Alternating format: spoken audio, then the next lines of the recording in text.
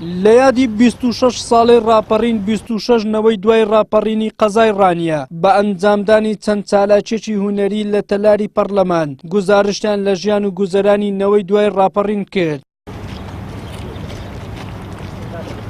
لە بەیاننامەیەکیشدا داوای یەکڕێزی لایەنە سیاسیەکانی کوردستان و کاراکردنەوەی پەرلەمان و چارەسەرکردنی کێشەکانی هەرێمیان کرد. ئێمە وەکو نەوەی دوای ڕاپەڕین هیوادارین چیتر ئاسمان و ڕێسمان جیاوازی نێوان بەرپرسانی باڵا و هاوڵاتێکی ئاسایی چەساوە نەبێت.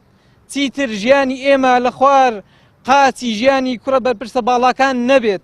چیتر ژیانی ئێمە لە خوار گەردەنی پڕزێڕی خانمە بەرپرسەکان نەبێت.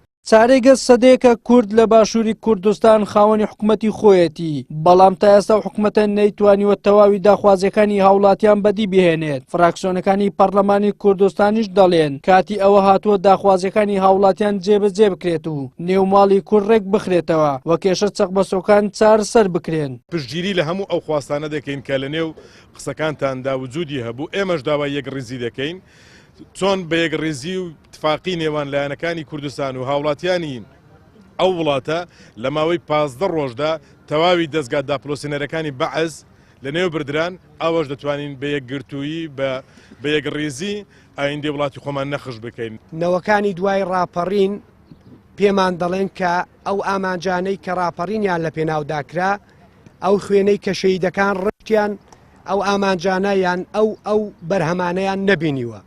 نەوەی دوای ڕاپەڕین ئەگەر لە پرۆسەی سیاسیش ممارەسەی بەشێک لە مافە سیاسیەکانی خۆیان کردبێت لە ڕاستیدا زەمینەیان بۆ نەڕەخسێنراوەکە لە پرۆسەی حکومڕانی لە هەموو کایەکان بتوانن بارتەقای تاقە و تواناکانی خۆیان لە ناو دابن. هەرچی دەسەڵاتدارانی هەرێم و حیزبە سیاسیەکانە کە دڵی ئێوە خۆشکە و ئێوەش ئەبێ سوور بن لەسەر گوشارە مەدەنیەکانتان و هەرگیز نائومێد مەبن و هەرگیز ڕەشبین مەبن و هەرگیز کۆڵ مەدەن.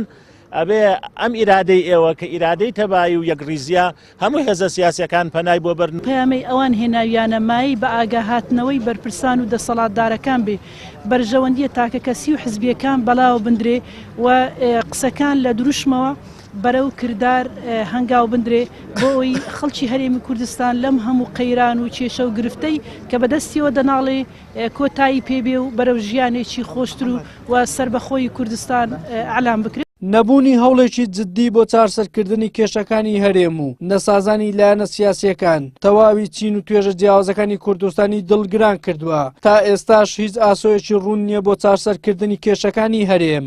وەلی سەلیم، کەناڵی ئاسمانی پێیام، هەولێر.